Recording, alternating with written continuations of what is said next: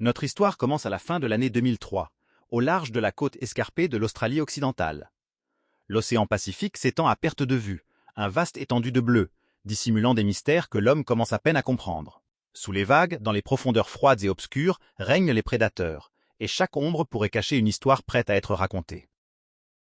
La Dr Sarah Mitchell et son équipe de recherche sont en pleine mission qui devrait être de routine. Leur objectif, marquer des grands requins blancs pour suivre leurs déplacements, comprendre leurs habitudes alimentaires et découvrir les rythmes secrets de leur vie sous la surface. C'est un travail dangereux, mais pour des experts comme eux, le danger fait partie du métier. Parmi les requins étudiés, l'un se distingue. C'est une magnifique femelle de 2,7 mètres désignée Alpha. Forte, puissante, parfaitement adaptée à la vie de prédateur suprême, Alpha incarne la machine de chasse la plus redoutable de la nature. L'équipe lui fixe soigneusement un dispositif de suivi sophistiqué sur le nageoire dorsal. Ce n'est pas un simple émetteur, il est équipé de capteurs qui enregistrent la profondeur, la température, la position et les mouvements avec une précision exceptionnelle. Le plan est simple, Alpha nage librement pendant 4 mois, puis le dispositif se détache, remonte à la surface et transmet les données au satellite. Les scientifiques ont déjà réalisé cela des dizaines de fois. Ils s'attendent à des résultats routiniers et prévisibles. Mais cette fois, les choses vont être différentes. Pendant plusieurs semaines, Alpha se comporte exactement comme prévu. Elle parcourt la côte sud, plonge et refait surface, chasse, suivant des schémas inscrits dans son ADN. Les chercheurs suivent sa trajectoire numérique avec satisfaction.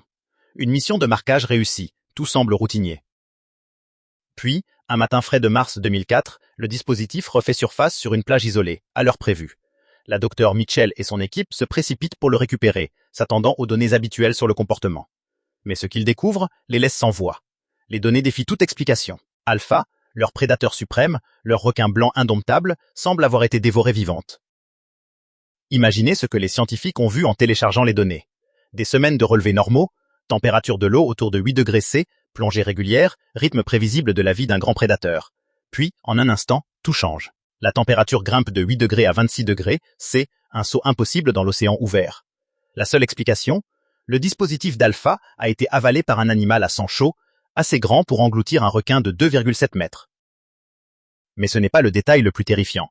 Immédiatement après, le capteur de profondeur montre une plongée quasi verticale, près de 580 mètres d'un seul coup.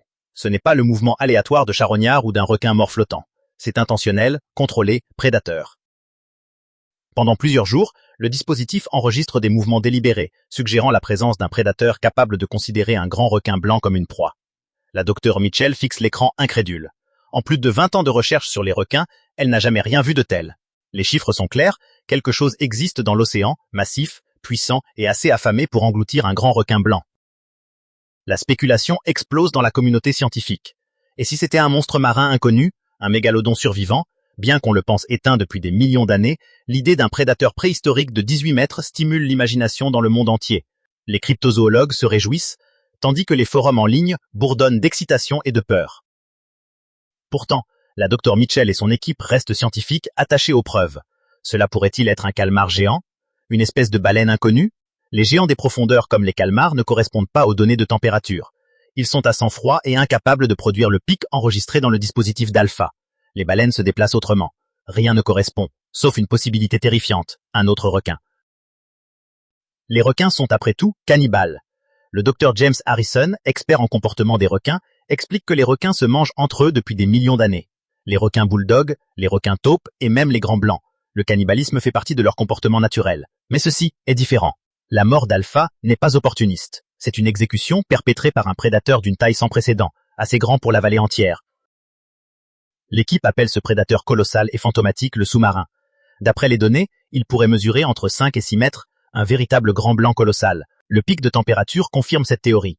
La chaleur à l'intérieur de l'estomac d'un grand requin correspond exactement aux 26 degrés C enregistrés. La plongée verticale correspond également aux migrations verticales des grands requins. Puis une autre théorie émerge. Et si ce prédateur était un orque? Les épaulards sont connus pour chasser les requins, parfois avec une précision chirurgicale. En 2017, des orques en Afrique du Sud ont tué des grands blancs en retirant leur foie avec précision. Les orques sont des chasseurs intelligents et tactiques. Pourrait-il s'agir d'elles? Une analyse approfondie réfute la théorie de l'orque. Leur température corporelle est beaucoup plus élevée que 26 degrés C. Elles n'avalent pas les requins entiers et chassent principalement dans des eaux côtières peu profondes, loin des plongées profondes enregistrées par le dispositif. De plus, les autres requins de la zone n'ont pas fui, comme il le ferait en présence d'orques. Le tueur d'Alpha n'était pas un orque. La seule conclusion qui correspond aux preuves, Alpha a été dévoré par un autre grand requin, un super prédateur, un sous-marin, un requin fantôme patrouillant dans les profondeurs, capable de chasser sans avertissement, rapide, silencieux et mortel. Les implications sont vertigineuses. Si un tel prédateur existe, combien d'autres rôdent invisibles dans l'océan?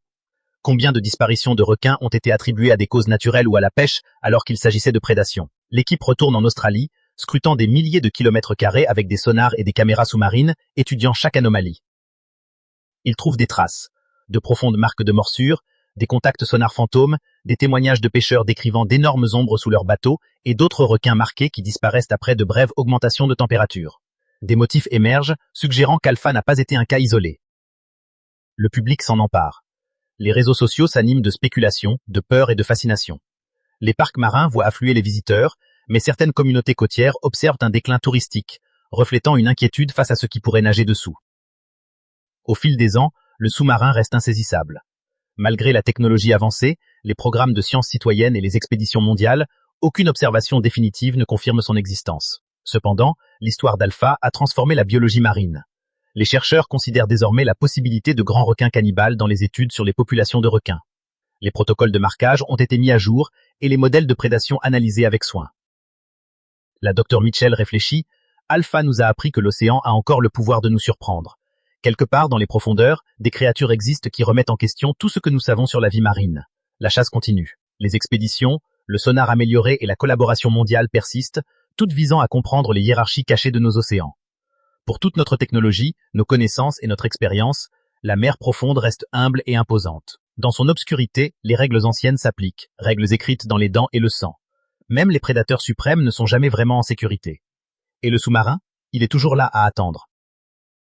La prochaine fois que vous regarderez l'océan, souvenez-vous, quelque chose pourrait vous regarder en retour. Mais le sous-marin reste un fantôme.